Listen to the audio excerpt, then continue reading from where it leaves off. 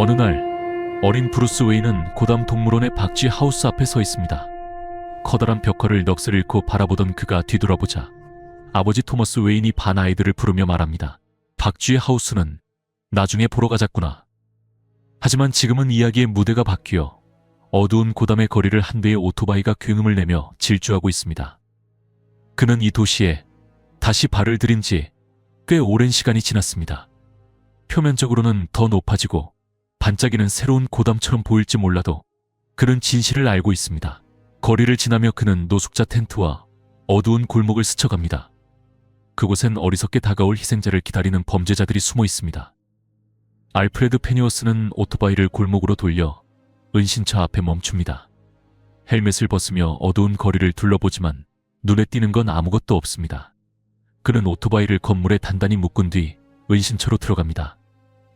은신처는 작고 간소합니다. 간이 주방과 침대가 겨우 들어갈 정도의 크기지만 벽에는 그의 무기들이 정리되어 걸려 있습니다. 차를 끓이는 동안 알프레드는 딸 줄리아에게 연락을 시도합니다. 하지만 몇 년 동안 연락을 끊었기에 그녀가 아직 고담에 살고 있는지도 모릅니다. 예상대로 응답은 없고 그는 한숨을 쉬며 음성 메시지만 남깁니다. 차를 들고 컴퓨터 앞에 앉은 알프레드는 보안을 확인하며 보고합니다. 페니워스, 접속 완료. 연결 안전합니다. 잠시 정적이 흐르더니 드디어 그의 핸들러가 목소리를 냅니다. 차 맛은 여전히 좋나? 알프레드는 어깨를 으쓱하며 대답합니다. 훌륭합니다. 그럼 이번 임무는 뭔가요? 화면에는 여러 이미지가 빠르게 지나가며 핸들러가 설명을 이어갑니다. 지난 석 달 동안 파티 애니멀즈라는 갱단이 도시를 혼란에 빠뜨리고 고담의 살인율을 무려 700%나 끌어올렸습니다. 알프레드는 한숨을 쉬며 보고 내용을 곱씹습니다. 자료는 읽어봤습니다. 그러나 그의 목소리엔 불만이 섞여 있었습니다. 그런데 왜 싱가포르에서 날 부른 겁니까?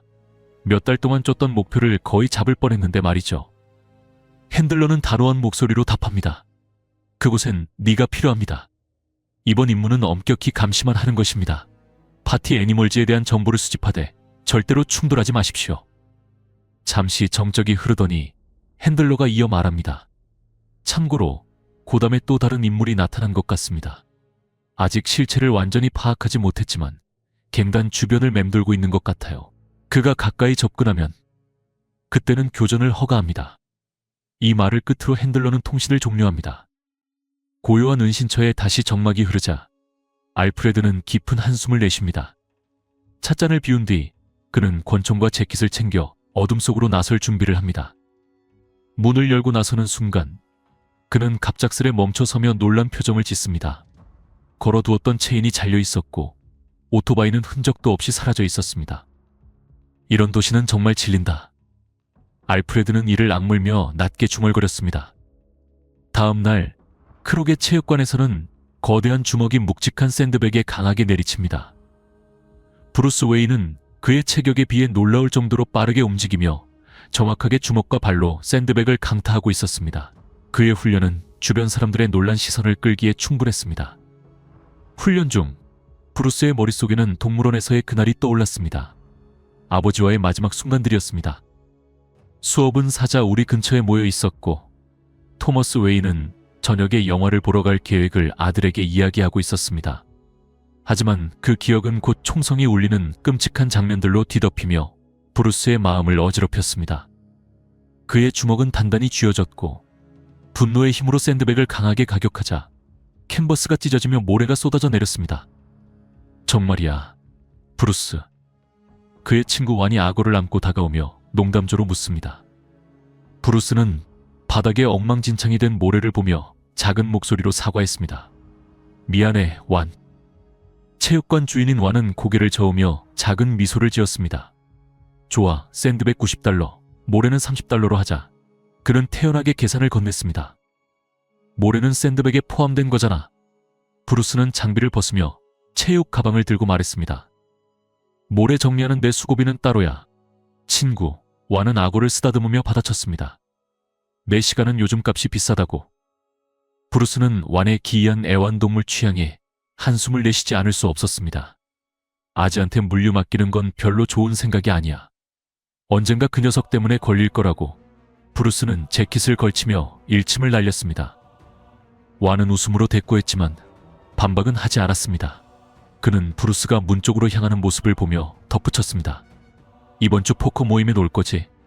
다들 올 거야, 에디, 하비, 오즈까지. 셀리나도 아마 올지도 몰라.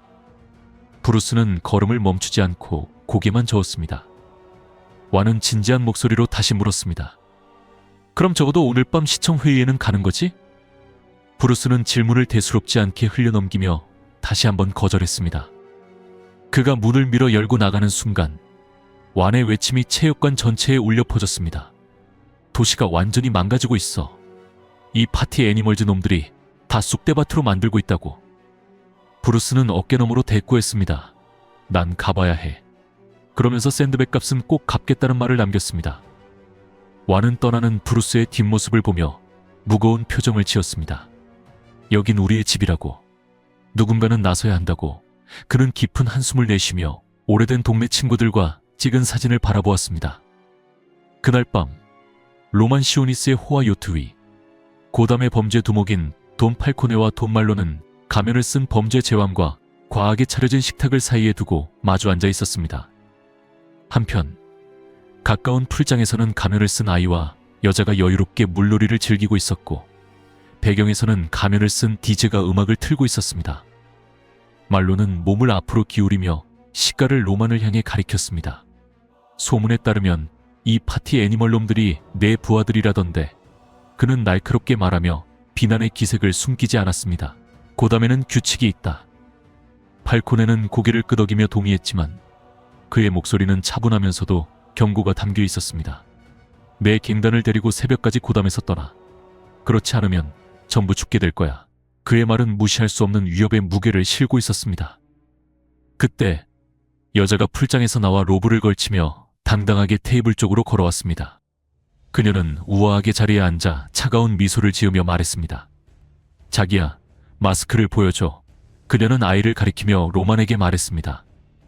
가면을 쓴 소년이 어깨에 수건을 두른 채 테이블로 다가왔습니다. 그의 등장은 이미 긴장으로 가득 찬 분위기에 섬뜩한 연극적 요소를 더했습니다. 로만은 가면을 쓴 얼굴을 여자를 향해 돌리며 미소를 짓는 듯한 목소리로 답했습니다. 좋은 생각이야, 여보. 그 순간 배의 어두운 그림자 속에서 조명이 하나씩 켜지기 시작했습니다. 조명 아래 드러난 것은 유리 안에 전시된 수많은 가면이었습니다. 로만은 손짓하며 그것들을 가리켰고 아무렇지도 않게 섬뜩한 설명을 덧붙였습니다. 이 가면들은 모두 시체의 얼굴을 본떠 만든 죽음의 가면이라는 것이었습니다. 조명이 더 많은 가면들을 비추자 모로니의 눈이 충격으로 휘둥그레집니다. 그 가면들 중에서 그는 자신의 형의 얼굴을 알아봅니다. 이어지는 불빛 아래 모로니와 팔코네의 부하들과 가족들의 얼굴이 완벽하게 생기를 잃은 모습으로 드러납니다. 로마는 태연하게 앉아 샴페인 잔에 술을 따르며 말합니다. 남은 자리가 2개 있어요. 바로 당신들을 위해 준비했죠. 그의 목소리는 여유롭고 차분했습니다. 갑자기 몇 초 전까지 테이블에 있던 소년이 그들 뒤로 나타납니다.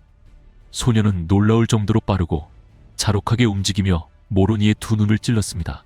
모로니는 비명을 지르며 쓰러지고 팔코네가 반응하기도 전에 소년은 몸을 날려 그의 목에 철사를 감아 쥐어짜기 시작합니다. 팔코네는 숨을 잃으며 힘없이 쓰러졌습니다. 로마는 만족스러운 한숨을 내쉬며 샴페인을 홀짝였습니다.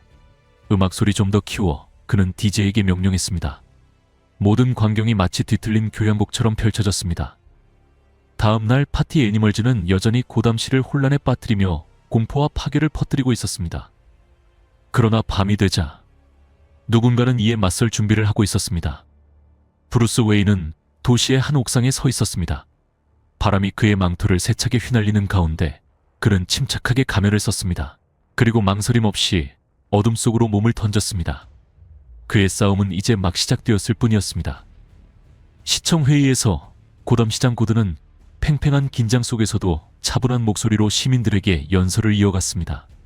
그는 파티 애니멀즈의 위협을 끝내기 위해 가능한 모든 조치를 취하고 있다고 단언했습니다. 하지만 시민들은 그의 말을 믿지 않았습니다.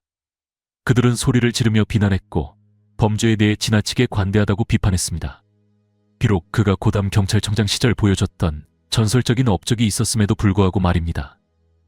한편 회의장 밖, 알프레드는 근처 건물에 배치되어 혼란스러운 상황을 지켜보고 있었습니다. 쌍안경을 통해 그는 무장한 채 시청으로 다가오는 파티 애니멀즈의 대규모 그룹을 발견했습니다. 그들은 폭력을 준비하며 서서히 회의장으로 접근하고 있었습니다. 알프레드는 통신 시스템의 버튼을 누르며 긴급히 보고했습니다. 페니오스 보고합니다. 쓸, 파티 애니멀즈가 현장에 도착했습니다. 중무장 상태이며 대규모 사상자 발생 가능성이 있습니다. 교전 허가를 요청합니다. 잠시 정적이 흐른 후 핸들러의 단호한 목소리가 들려왔습니다. 허가하지 않는다, 페니오스. 어떤 일이 벌어지든지 간에 관찰만 하라. 한편 시청 내부에서는 소란이 계속되고 있었습니다. 군중 사이에서는 좌절과 공포가 퍼져나갔고 결국 한 여성이 자리에서 일어났습니다. 여러분, 우리 자신을 보세요. 이게 그들이 원하는 겁니다. 우리가 서로 싸우고 두려워하며 서로를 비난하는 것 말이에요. 그녀의 목소리는 소음을 뚫고 울려 퍼졌습니다. 그녀는 고든을 가리키며 말을 이었습니다. 저는 시장실에서 일합니다. 그리고 시장님이 이 문제를 해결할 것이라고 믿습니다. 하지만 이건 고든 시장이나 블록 서장만의 문제가 아닙니다. 우리 모두가 함께 나서서 이 살인자들을 막아야 합니다. 문이 폭발하듯 열리며 가면을 쓴 범죄자들이 자동화기를 들고 회의장 안으로 난입했습니다. 공포가 방을 집어삼키는 가운데 고든 시장은 무대 위에서 굳건히 서서 외쳤습니다. 여기다! 나를 봐! 원하는 게 뭐든 나와 해결하라고! 파티 애니멀즈의 리더는 고개를 갸웃하며 소총을 고든에게 겨누었습니다. 안녕히 가라, 지미. 그는 비웃듯 말하며 방아쇠를 당겼습니다. 총알이 연단을 박살내며 고든이 땅으로 쓰러졌습니다. 그는 고통스러운 신음소리를 내며 옆구리에서 흐르는 피를 붙잡았습니다. 숨을 고르며 필사적으로 버티려 했지만 상황은 급박했습니다. 쏴라. 리더가 명령했지만 그 순간 무언가가 뒤에서 그들의 몸을 낚아챘습니다. 갱단원들은 잔혹하고 효율적으로 밖으로 끌려나갔고 무거운 문이 다시 굳게 닫혔습니다. 이 모든 순간을 지켜보던 바바라, 고든 경관은 망설임 없이 권총을 뽑아들고 앞으로 뛰어나갔습니다. 그녀는 문을 힘껏 열어 밖으로 나섰지만 그곳에서 만난 것은 어둠 속에 선가면을 쓴 한 남자였습니다. 그의 목소리는 낮고 강렬했습니다. 무슨 일이 있어도 이 문을 열지 말아라. 배트맨은 으르렁거리듯 명령했습니다. 그의 말에는 어떠한 반론도 허용되지 않는 단호함이 담겨 있었습니다. 가까운 곳에서 알프레드는 고지점에서 이 장면을 주의 깊게 지켜보고 있었습니다. 핸들러가 충돌에 개입하지 말라는 명령을 내렸음에도 불구하고 그는 눈앞에서 펼쳐지는 자경단원의 움직임에 점점 더 관심이 쏠렸습니다. 배트맨은 갱단이 모인 한가운데로 연막탄을 던졌고 짙은 연기가 그의 모습을 감췄습니다. 총성이 밤을 가르며 울려 퍼졌고 혼란이 시청 계단으로 번졌습니다. 하지만 배트맨은 연기 속에서 빠르게 움직였습니다. 그의 주먹과 발차기는 갱단원들을 하나씩 쓰러뜨렸습니다. 망토는 회전할 때마다 단단해지며 무기로 변했고 그는 그것을 능숙하게 휘둘렀습니다. 첫 번째 그룹이 모두 쓰러졌지만 두 번째 그룹이 무기를 들고 돌진해왔습니다. 알프레드는 쌍안경 너머로 이 모든 장면을 지켜보며 그의 결정을 굳히는 듯 했습니다. 지켜만 볼 수는 없겠군. 그는 낮게 중얼거렸습니다. 알프레드는 배트맨이 자신의 가면에서 뾰족한 귀 부분을 떼어내 날카로운 칼날로 사용하는 것을 지켜보며 감탄했습니다. 배트맨은 군중 속에서 몸을 휘둘리며 정확하게 칼날을 휘둘렀습니다. 치명적이지는 않지만 상대를 무력화시킬 만큼의 피해를 주는 그의 움직임은 치밀했습니다. 이상주의자라니. 젠장. 알프레드는 스코프를 통해 상황을 보며 낮게 한숨을 내뱉었습니다. 파티 애니멀즈의 몇몇만 남은 상황에서 덩치 큰 갱단원이 고기를 자르는 거대한 칼을 휘두르며 앞으로 나섰습니다. 배트맨은 허리띠에서 플라이어를 꺼내들고 가슴에 배트 심볼을 떼어내 결합시켜 전투용 도끼로 변형시켰습니다. 거대한 갱단원은 분노에 찬 함성을 지르며 돌진했지만 배트맨은 몸을 회전시키며 단칼에 그의 손을 잘라냈습니다. 갱단원은 충격에 빠져 잘린 손의 사리를 움켜잡고 비틀거렸습니다. 손을 다시 붙일 수 있다는 말을 들은 적이 있어 배트맨은 냉혹한 목소리로 말했습니다. 여기서 남쪽으로 3블록 가면 병원이 있던가? 아니면 동쪽이었나? 기억이 안 나네. 내가 너라면 달아날 거다. 배트맨은 남아있는 갱단원들을 냉정하고 굳건한 시선으로 노려보며 으르렁거리듯 경고했습니다. 갱단원들은 공포에 질려 서로 눈치를 보다가 도망치기 시작했습니다. 그들은 시청 계단을 황급히 내려가며 필사적으로 탈출을 시도했습니다. 근처 옥상에서 이 광경을 지켜보던 알프레드는 고개를 끄덕이며 중얼거렸습니다. 훌륭하군. 하지만 진짜 전략가였다면 저 도망치는 놈들을 잡기 위해 함정을 설치했겠지. 그 순간 배트맨이 폭파기를 꺼내 버튼을 누르는 모습이 그의 시야에 들어왔습니다. 갱단원들이 도로에 도달하자마자 폭발이 일어났습니다. 연기와 파편이 하늘로 치솟으며 주변을 혼돈으로 물들였습니다. 알프레드는 고요히 샷건을 어깨에 메고 연기의 혼란 속으로 내려갔습니다. 그는 유령처럼 조용히 움직이며 배트맨에게 접근했습니다.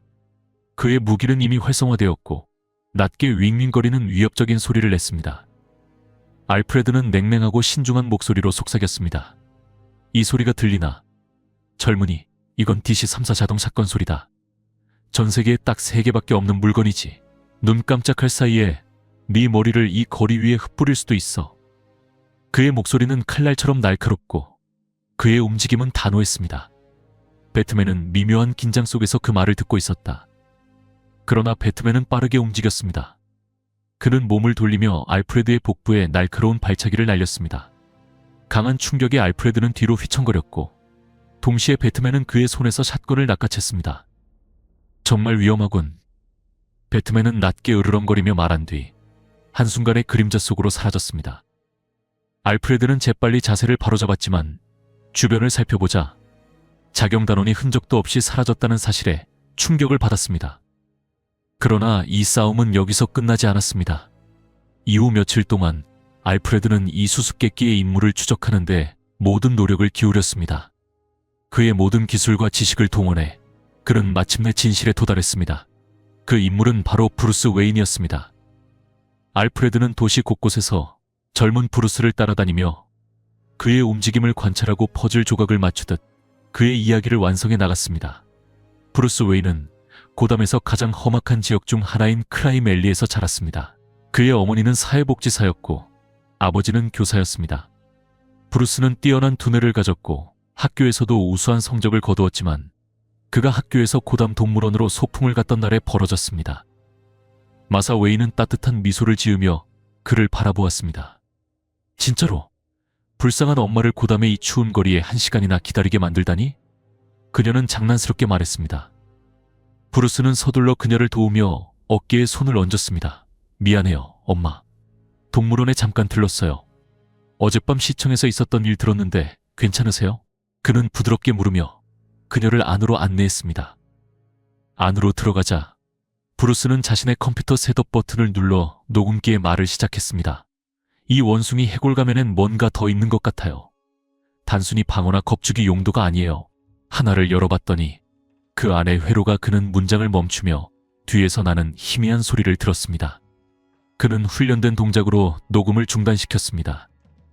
그 사이 알프레드는 어둠 속에서 조용히 움직이며 권총을 겨누고 있었습니다. 그는 브루스가 자신의 존재를 이미 알고 있다는 것을 알고 있었습니다. 그는 항상 알고 있었습니다. 꽤 똑똑하군, 친구. 이런 건물 꼭대기에 숨어 있는 거 말이야. 알프레드는 침착하면서도 단호한 목소리로 외쳤습니다. 꼭대기층은 대개 회사나 과도정치가들이 투자만 하고 사용하지 않는 빈 공간이니까 텅 빈 투자물일 뿐이지. 알프레드는 코너를 돌며 권총을 들어 올렸습니다. 네가 이런 걸 아는 이유는 네가 그들을 위해 일했기 때문이지. 그는 날카로운 어조로 덧붙였습니다. 하지만 여기서 끝내겠다. 당장. 알프레드는 단호하게 말을 내뱉었습니다. 그가 행동을 취하기도 전에 익숙한 샷건 장전 소리가 울렸습니다. 알프레드는 몸을 굳히며 천천히 돌아섰습니다. 배트맨이 그의 뒤에 서서 빼앗은 샷건을 겨누고 있었습니다. 총구는 정확히 알프레드를 향하고 있었습니다. 알프레드는 눈썹을 치켜 올리며 전혀 동요하지 않은 표정을 지었습니다. 아, 내가 널 더 잘 봤다고 생각했는데 궁지에 몰리니까 네 이상 따위는 다 내팽개치나 보지. 그는 권총을 내려놓으며 손을 내밀었습니다. 총 줘, 꼬마야. 넌 살인자가 아니잖아.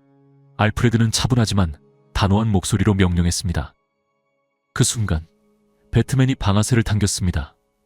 폭발음과 함께 샷건의 발사로 알프레드는 얼굴에 강타를 맞고 땅에 쓰러졌습니다. 치솟는 고통에도 이를 악물고 알프레드는 낮게 으르렁댔습니다. 젠장, 이 녀석이 샷건을 비살상용으로 개조했군. 알프레드는 고개를 들어 오토바이 엔진 소리가 울리는 것을 들었습니다. 배트맨은 알프레드가 잃어버린 오토바이를 타고 날카로운 목소리로 외쳤습니다. 너만 사람들 뒤쫓는 거 아니야. 그는 으르렁거리듯 말하며 스로틀을 당겼습니다. 산산조각난 창문을 통해 오토바이를 타고 뛰어올라 밤의 어둠 속으로 사라졌습니다. 알프레드는 멍하니 그를 바라보며 얼굴에 박힌 작은 베테랑에서 흘러내리는 피를 닦아냈습니다. 대체 저 녀석이 어디에 착지하려는 거야? 그는 낮게 으르렁거리며 뺨에 피를 닦았습니다. 그날 밤 알프레드는 은신처에 앉아 얼굴에 붕대를 감은 채 컴퓨터로 핸들러에게 보고를 전했습니다. 다음에 그 녀석이 방해하면 잡아버리겠어. 그는 투덜거리듯 말했습니다. 핸들러는 짧게 대답했습니다. 알겠다. 하지만 파티 애니멀즈에 집중해라. 잠시 침묵이 흐르다가 핸들러가 덧붙였습니다. 참, 알려줘야 할 것 같군. 네 예전 목표 말이야. 우리가 필리핀 어딘가에서 놓쳤다. 지금은 행방이 묘연해. 한편 마닐라에서는 2명의 헬리콥터 파일럿이 비행 준비를 하고 있었습니다. 부조종사가 헤드셋을 조정하며 옆에 있는 파트너를 향해 웃으며 물었습니다. 이번 임무 준비됐어? 그는 호기심 어린 목소리로 물었습니다. 그래서 그냥 쓸드라고만 부르는 거야. 더는 없고